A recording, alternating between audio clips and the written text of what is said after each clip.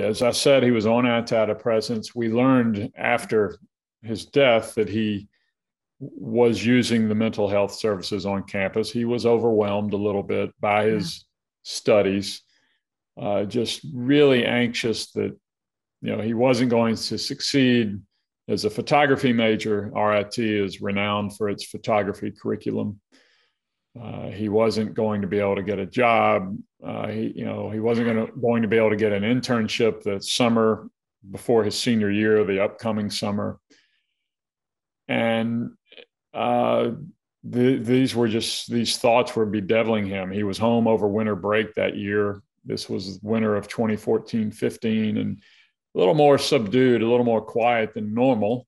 Mm-hmm. And we read that as him sort of asserting his independence. One thing about Max was emotionally, he was younger than his age. He got to things later than most kids did. And he's 21 years old and a little more standoffish. And we just thought, well, okay, he's finally getting to that point that most kids get to in high school where they push you away.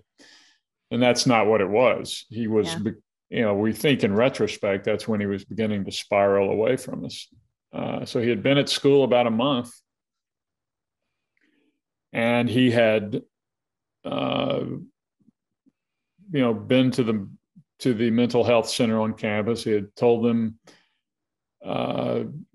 he was having thoughts about suicide, but they didn't sense any ideation. They didn't think he was talking about the future.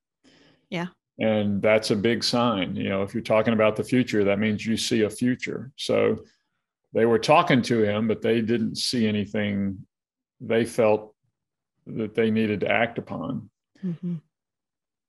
So again, in retrospect, he was either hiding from them, or it was just the nature of this illness is it just came over him all at once. And there are a lot of questions we'll never be able to answer. So, and I do have to say, being a pediatrician and then talking to lots of people now, and when you deal with kids with suicide, it's not the same as an adult. And I say kids because really until about the age of 26, your brain is not fully mature.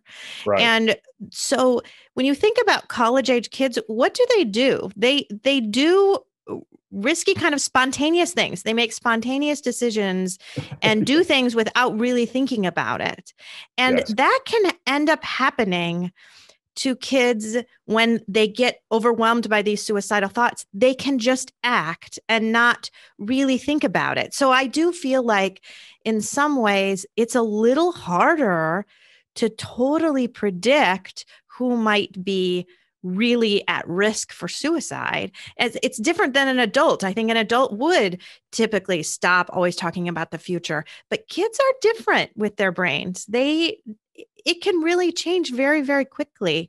So I would guess he had a little bit of element of that too, right? Your mindset there's no changes. question. I mean, we found he joined an online dating service in the last 48 or 72 hours of his life.